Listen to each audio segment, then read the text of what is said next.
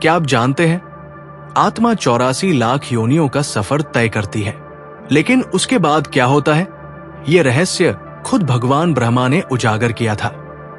एक ऐसा रहस्य जिसे जानकर आपकी रूह कांप उठेगी और शायद जीवन को देखने का नजरिया ही बदल जाएगा। तो आइए जानते हैं जन्म और पुनर्जन्म के इस चक्र का अनसुना सच। नमस्कार प्रिय दर्शकों, एक बार फिर आपका स्वागत है हमारे YouTube चैनल विद्या ज्ञान सागर में। प्रिय दर्शकों, आज हम एक नई कहानी, एक नया वीडियो लेकर आपके समक्ष उपस्थित हुए हैं। आज की जो कथा है वो अत्यंत ज्ञानवर्धक और प्रेरणादायक है। कथा आरंभ करने से पहले आपसे एक विनम्र निवेदन है। शास्त्रों में कहा गया है कि अधूरी छोड़ी गई कथा दुख और पाप का कारण बनती है, इसलिए इसे अंत तक अवश्य सुने। और अगर आप अपनी मां से सच्चा प्रेम करते हैं तो इस वीडियो को लाइक करें, हमारे चैनल को सब्सक्राइब करें और कमेंट में मां लिखकर अपना समर्थन दें। तो आइए बिना किसी विलंब के आरंभ करते हैं आज की प्रेरणादायक कथा। सनातन काल में जब ब्रह्मांड का निर्माण नया हुआ था, एक दिन मेरु पर्वत पर देवताओं की एक महत्वपूर्ण सभा का आयोजन हुआ। इंद्रलोक के सभी देवता, ऋषिमुनि और गंधर्व इस सभा में एकत्रित थे। आकाश नीला था और सुवर्णिम रोशनी से चमक रहा था। देवताओं के वाहन मेरु पर्वत की चारों ओर उड़ रहे थे और अप्सराएं अपने मधुर गीतों से वातावरण को सुगंधित कर रही थी। सभा के मध्य में स्वयं ब्रह्मा जी विराजमान थे। उनके 4 मुखों से वेदों का गान हो रहा था और उनके हाथों में वेद, माला और कमंडल सुशोभित थे। उनके चारों ओर विष्णु भगवान, महादेव, इंद्र, वरुण, यम, कुबेर और अन्य देवता बैठे थे। अचानक नारद मुनि ने सभा में प्रवेश किया। वे अपनी वीणा लिए हुए थे और उनके चेहरे पर एक गंभीर जिज्ञासा झलक रही थी। सबको प्रणाम करने के बाद नारद जी ने ब्रह्मा जी के सामने एक प्रश्न रखा, जिसने पूरी सभा को चिंतन में डाल दिया। हे पितामहन, मैं तीनों लोकों में विचरण करता रहता हूं और देखता हूं कि जीव जन्म और मृत्यु के चक्र में फंसे हुए हैं। आपने कहा है कि आत्मा 84 लाख योनियों से गुजरती है, लेकिन इसके बाद क्या होता है? क्या ये चक्र कभी समाप्त होता है? क्या जन्म का कोई अंतिम रहस्य है जो हम नहीं जानते? नारद के प्रश्न पर सभा में सन्नाटा छा गया। सभी देवता एक दूसरे की ओर देखने लगे। ब्रह्मा जी मुस्कुराए और अपने कमल के आसन से उठकर खड़े हो गए। उन्होंने अपनी 4 भुजाओं को ऊपर उठाया और कहा, पुत्र नारद, तुम्हारा प्रश्न बहुत महत्वपूर्ण है। आज मैं 84 लाख योनियों का संपूर्ण रहस्य और उसके बाद क्या होता है ये सभी को बताऊंगा। ब्रह्मा जी ने अपनी आंखें बंद की, गहरी सांस ली और अपनी कथा शुरू की। जब मैंने इस सृष्टि की रचना की तब मुझे स्वयं अपने अस्तित्व का ज्ञान नहीं था। मैं कमल पर बैठा था और चारों तरफ अंधकार और जल था।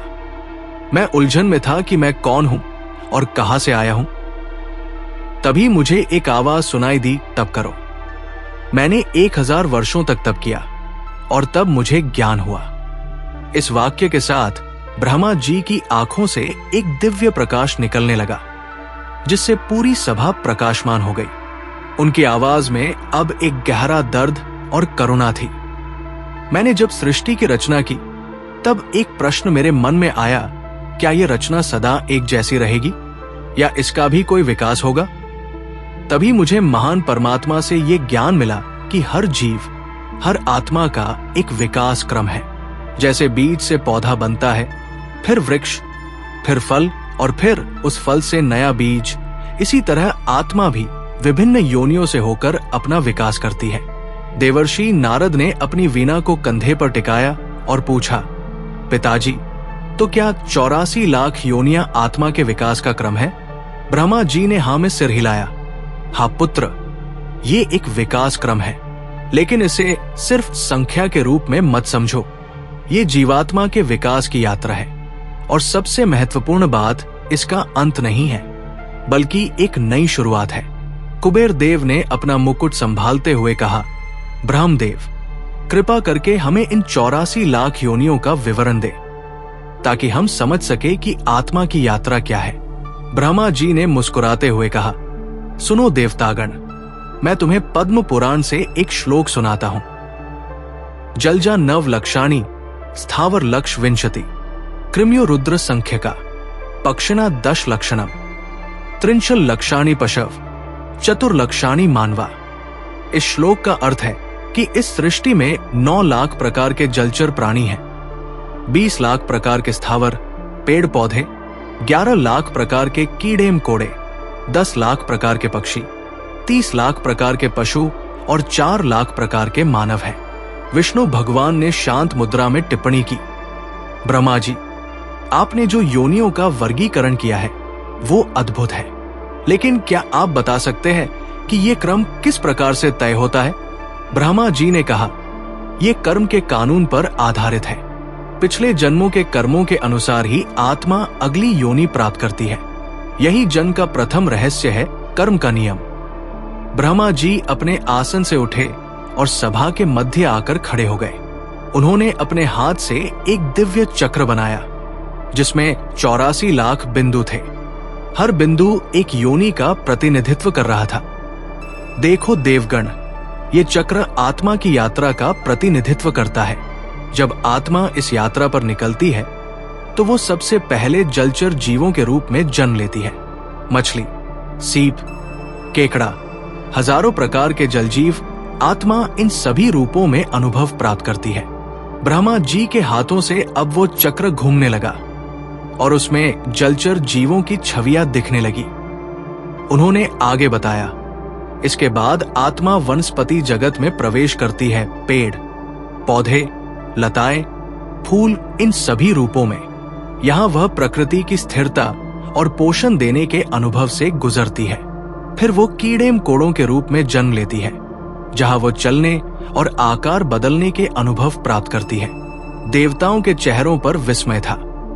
वे ब्रह्मा जी के शब्दों को गहन रूप से सुन रहे थे। उसके बाद आत्मा पक्षियों के रूप में जन्म लेती है, जहां वो उड़ने की स्वतंत्रता का अनुभव करती है। इसके बाद वो विभिन्न पशुओं के रूप में जन्म लेती है, जहां वो जमीन पर चलने, दौड़ने और अन्य जीवों के साथ संवाद करने का अनुभव प्राप्त करती है। अब दिव्य चक्र में मानव आकृतियां दिखने लगी। ब्रह्मा जी ने आगे कहा, और अंततः आत्मा मानव रूप धारण करती है। मानव जन्म अत्यंत दुर्लभ है, क्योंकि केवल मानव योनि में ही आत्मा को अपने अस्तित्व का बोध होता है। केवल मानव ही सोच सकता है, मैं कौन हूं, मैं कहां से आया हूं, मेरा जीवन का उद्देश्य क्या है। यम देवता ने अपना दंड संभालते हुए पूछा, ब्रह्मादेव, क्या मानव जन्म पाने के बाद आत्मा फिर से निम्न योनियों में जा सकती है? ब्रह्मा जी ने गंभीरता से कहा, हाँ यम, ये आत्मा के कर्मों पर निर्भर करता है। यदि मानव जीवन में वो बुरे कर्म करता है तो वो फिर से निम्न योनियों में जन्म ले सकता है। यही दूसरा रहस्य है, कर्म का फल तत्काल नहीं मिलता, बल्कि उसकी परिपक्वता के समय पर मिलता है। सभा में गहन सन्नाटा था। ब्रह्मा जी की आंखों से दिव्य प्रकाश की किरणें निकल रही थी। उन्होंने आत्मवत सर्वभूतेषु की भावना से पूरी सभा को देखा और बोले, देवगण, हम देवता भी मनुष्य जीवन का मूल्य समझते हैं। जब मैंने सृष्टि का निर्माण किया तब ये जानते थे कि इस चक्र का कोई अंत नहीं है, लेकिन एक बात है जो इस चक्र को तोड़ सकती है, और वह है ज्ञान। मनुष्य जीवन में ही आत्मा अपने वास्तविक स्वरूप को जान सकती है। वो ये जान सकती है कि वो अविनाशी है, अजन्मा है, नित्य है। जब आत्मा इस ज्ञान को प्राप्त कर लेती है तो वो मुक्ति की ओर अग्रसर होती है। यही जन्म और मृत्यु के चक्र से मुक्ति का रहस्य है। महादेव ने अपने त्रिशूल को धरती पर टिकाते हुए पूछा, ब्रह्मादेव, क्या मानव जन्म में ही आत्मा अपनी अंतिम मंजिल तक पहुंच सकती है? क्या 84 लाख योनियों के चक्र के बाद कुछ और है? ब्रह्मा जी ने गहरी सांस ली, मानो वे एक बहुत बड़े रहस्य को प्रकट करने वाले हों। हाँ महादेव, 84 लाख योनियों का चक्र जीवात्मा के विकास का पहला चरण है। इसके बाद जो होता है वो है आत्मा का परमात्मा से मिलन। जब आत्मा अपने सच्चे स्वरूप को पहचान लेती है तो वो परमात्मा में विलीन हो जाती है। ये अवस्था मोक्ष है, निर्वाण है, कैवल्य है। नारद ने फिर से अपनी वीणा को स्वर में मिलाते हुए कहा, पिताजी, लेकिन हम सुनते हैं कि मुक्त आत्माएं भी कभी कभी पुनः जन्म लेती हैं। क्या ये सत्य है? ब्रह्मा जी ने मुस्कुराते हुए कहा, हाँ नारद, ये भी एक रहस्य है। मुक्त आत्माएं अपनी इच्छा से पुनः जन्म ले सकती हैं, लेकिन वे कर्म के बंधन में नहीं बंधती। वे लोकहित के लिए, दुख में डूबे लोगों की सहायता के लिए या नई आत्माओं को मार्गदर्शन देने के लिए जन्म लेती हैं। जैसे अवतार पृथ्वी पर आते हैं, वे मुक्त आत्माएं हैं जो अपनी इच्छा से मानव शरीर धारण करते हैं। उन्हें कर्म का बंधन नहीं होता। वे अपना कार्य पूरा करके फिर से मूल स्वरूप में लौट जाते हैं। अब ब्रह्मा जी ने अपने हाथों से एक और दिव्य चित्र बनाया, जिसमें एक मानव आकृति थी, जिसके चारों ओर प्रकाश के धागे बिखरे हुए थे। कर्म का नियम बहुत सूक्ष्म है।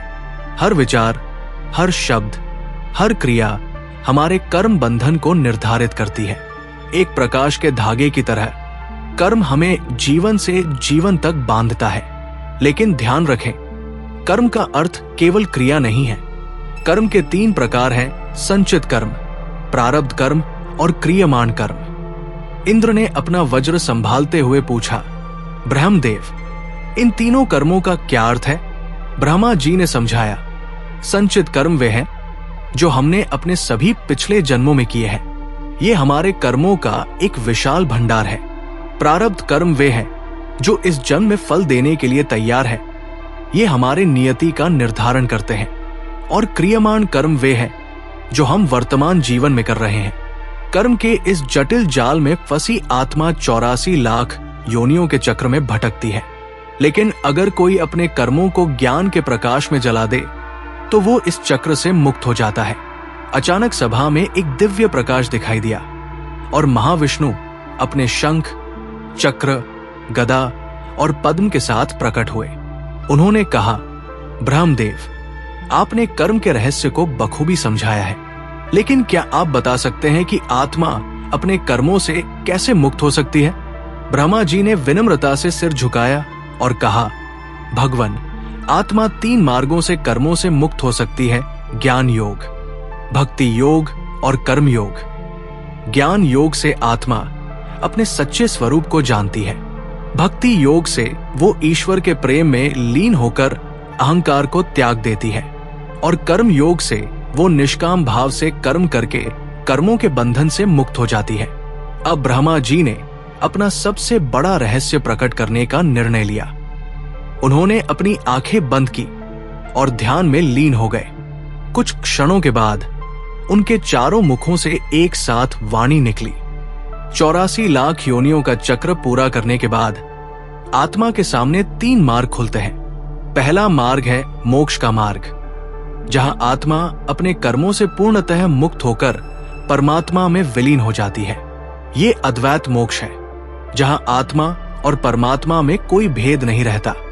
दूसरा मार्ग है दिव्य सेवा का मार्ग, जहां आत्मा मुक्त होकर भी परमात्मा की सेवा में रहती है। ये विशिष्टाद्वैत और द्वैताद्वैत मोक्ष है, जहां आत्मा अपनी अलग पहचान बनाए रखती है पर परमात्मा के साथ गहरे प्रेम संबंध में रहती है। और तीसरा मार्ग है पुनः अवतरण का मार्ग, जहां मुक्त आत्मा अपनी इच्छा से पृथ्वी पर लौटती है ताकि अन्य आत्माओं की सहायता कर सके। देवताओं और ऋषियों के मुख पर विस्मय था। यह ज्ञान अत्यंत गहन था। ब्रह्मा जी ने आगे कहा, लेकिन इन तीनों मार्गों का भी एक अंतिम लक्ष्य है, परमानंद की प्राप्ति। चाहे आत्मा परमात्मा में विलीन हो जाए या उनकी सेवा में रहे या पुनः पृथ्वी पर लौटे, उसका अंतिम लक्ष्य परम शांति और आनंद को प्राप्त करना है। और यही जन्म का अंतिम रहस्य है कि जन्म का उद्देश्य जन्म से मुक्ति पाना है। 84 लाख योनियों का चक्र पूरा करने का अर्थ है कि आत्मा अब पूर्ण विकसित है और वो अपने मूल स्वरूप को जानने के लिए तैयार है। ब्रह्मा जी की आवाज अब और भी गहरी और करुणापूर्ण हो गई थी। सभा में मौजूद सभी देवता और ऋषिमुनि सांस रोककर सुन रहे थे। लेकिन महत्वपूर्ण बात यह है कि हम अब एक महापरिवर्तन के काल में प्रवेश कर रहे हैं। कलयुग के इस अंतिम चरण में आत्माओं का विकास तेजी से हो रहा है। जो आत्माएं हजारों वर्षों तक विकसित होती थी, वे अब एक जीवन काल में ही महत्वपूर्ण विकास कर रही है। इसलिए अब 84 लाख योनियों का चक्र भी बदल रहा है। आत्माएं अब नए मार्गों से विकसित हो रही हैं, नई अनुभूतियां प्राप्त कर रही हैं। नारद जी ने पूछा, पिताजी, क्या इसका अर्थ यह है कि भविष्य में ये चक्र और भी छोटा हो जाएगा? ब्रह्मा जी ने कहा, हाँ नारद, समय के साथ ये चक्र बदलेगा। जैसे जैसे मनुष्य का चेतना स्तर बढ़ेगा, वैसे वैसे आत्माओं का विकास भी तेज होगा। एक समय आएगा जब आत्माएं सीधे मानव योनि में ही जन्म लेंगी, बिना अन्य योनियों से गुजरे।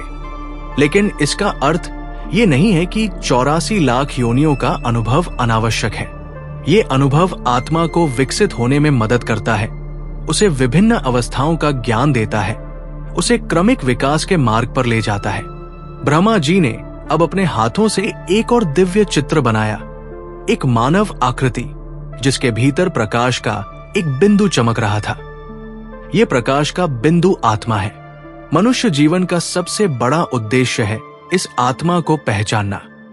जब मनुष्य अपने भीतर के इस प्रकाश को पहचान लेता है तो वो अपने वास्तविक स्वरूप को जान लेता है, और जब वह अपने वास्तविक स्वरूप को जान लेता है तो उसे ये भी ज्ञात हो जाता है कि वह परमात्मा से अभिन्न है। यही आत्मज्ञान है, यही मोक्ष का मार्ग है। विष्णु भगवान ने पूछा, ब्रह्मदेव, क्या सभी मनुष्य इस ज्ञान को प्राप्त कर सकते हैं? ब्रह्मा जी ने कहा, हाँ भगवान, सभी मनुष्यों में ये क्षमता है, लेकिन ये उनके प्रयास और संकल्प पर निर्भर करता है। जो मनुष्य सच्चे हृदय से साधना करते हैं, वे इस ज्ञान को अवश्य प्राप्त करते हैं। यही कारण है कि मानव जन्म इतना दुर्लभ और मूल्यवान है। केवल मानव योनि में ही आत्मा अपने वास्तविक स्वरूप को पहचानने की क्षमता रखती है। इसी कारण शास्त्रों में कहा गया है, दुर्लभ त्रय वैतत देवानुग्रह हेतुकम, मनुष्यत्व, मुमुक्षुत्व, महापुरुष संश्रय। अर्थात 3 चीजें अत्यंत दुर्लभ है जो केवल ईश्वर की कृपा से मिलती है: मनुष्य जन्म, मुक्ति की इच्छा और महापुरुषों का मार्गदर्शन। सरस्वती देवी, जो अब तक मौन थी, ने अपनी वीणा को स्पर्श करते हुए पूछा, ब्रह्मदेव, क्या आत्मज्ञान प्राप्त करने का कोई सरल मार्ग है? ब्रह्मा जी ने करुणापूर्ण नेत्रों से देखते हुए कहा, माता सरस्वती, आत्मज्ञान का मार्ग सरल भी है और कठिन भी। सरल इसलिए क्योंकि ये हमारा स्वाभाविक स्वरूप है, और कठिन इसलिए क्योंकि हमारा अहंकार और माया का आवरण इसे देखने नहीं देते। सरलतम मार्ग है अपने वास्तविक स्वरूप की खोज।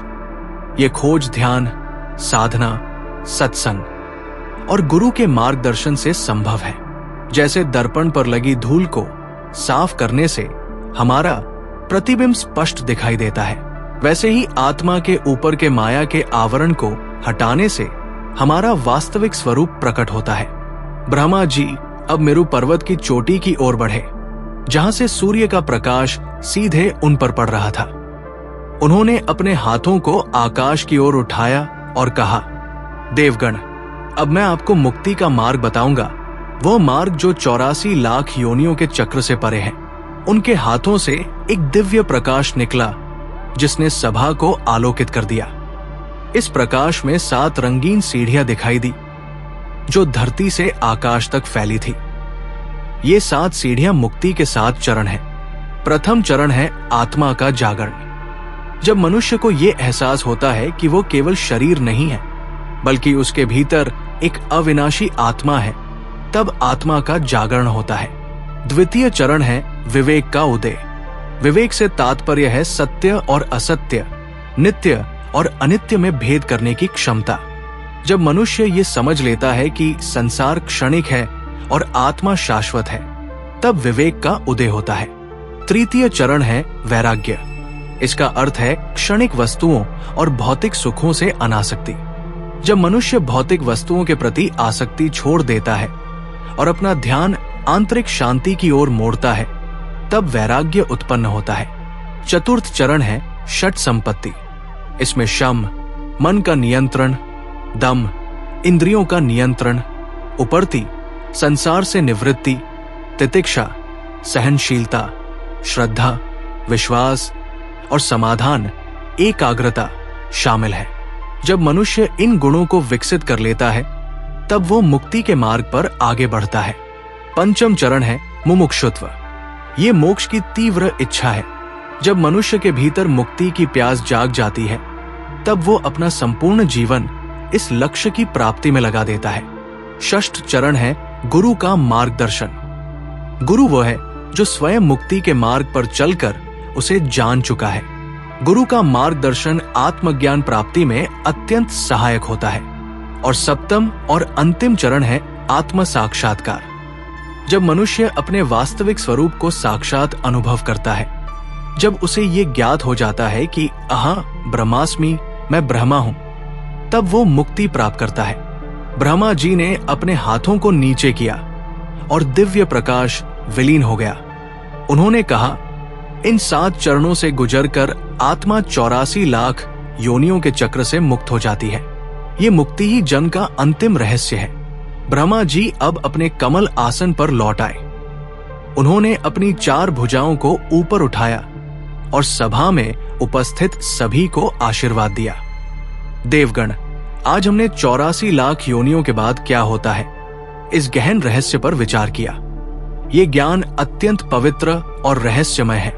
इसे बुद्धिमानी से और केवल अधिकारी पात्रों को ही दें, जिनका मन शुद्ध हो, जिनमें विवेक हो और जो वास्तव में आत्मज्ञान की पिपासा रखते हो। केवल उन्हीं को ये ज्ञान दे। नारद ने पूछा, पिताजी, क्या इस युग में भी मनुष्य मुक्ति प्राप्त कर सकते हैं? ब्रह्मा जी ने मुस्कुराते हुए कहा, हाँ नारद, इस युग में भी मनुष्य मुक्ति प्राप्त कर सकते हैं। वास्तव में ये युग अपनी विशेषताओं के कारण मुक्ति के लिए अनुकूल है। इस युग में ज्ञान सुलभ है, साधन सरल है और फल शीघ्र मिलते हैं। कलयुग में नाम जप और भक्ति ही सर्वश्रेष्ठ साधन है। किसी भी युग में मानव का लक्ष्य एक ही रहा है, आत्मा की मुक्ति, और इस युग में ये लक्ष्य पहले से भी अधिक सुलभ है। महादेव ने अपने डमरू को बजाते हुए कहा, ब्रह्मदेव, आपने आज अद्भुत ज्ञान दिया है। आपका ये ज्ञान निश्चित रूप से अनेक आत्माओं को मुक्ति के मार्ग पर ले जाएगा। ब्रह्मा जी ने गंभीरता से कहा, महादेव, ये ज्ञान मेरा नहीं, पारंपरिक ज्ञान है जो नारायण से मुझसे इंद्र को, इंद्र से देवताओं को और देवताओं से मनुष्यों को प्राप्त हुआ है। यही ज्ञान की परंपरा है। अब विष्णु भगवान ने अपने पंचजन्य शंख को बजाया और कहा, ब्रह्मदेव, आपने 84 लाख योनियों के चक्र का रहस्य विशद रूप से समझाया है। ये ज्ञान अनेक जीवात्माओं के कल्याण का कारण बनेगा। ब्रह्मा जी ने अपनी आंखें बंद की और एक अंतिम आशीर्वाद दिया, सभी जीव मुक्त हो, सभी सुखी हो, सभी निरोगी हो और सभी का कल्याण हो। सर्वे भवन्तु सुखिनः, सर्वे सन्तु निरामया, सर्वे भद्राणि पश्यन्तु मा कश्चित् दुःख भाग भवेत्। इस आशीर्वाद के साथ मेरु पर्वत पर हुई ये दिव्य सभा समाप्त हुई। देवता और ऋषि मुनि अपने अपने लोकों को लौट गए, इस ज्ञान को अपने हृदय में संजोए हुए।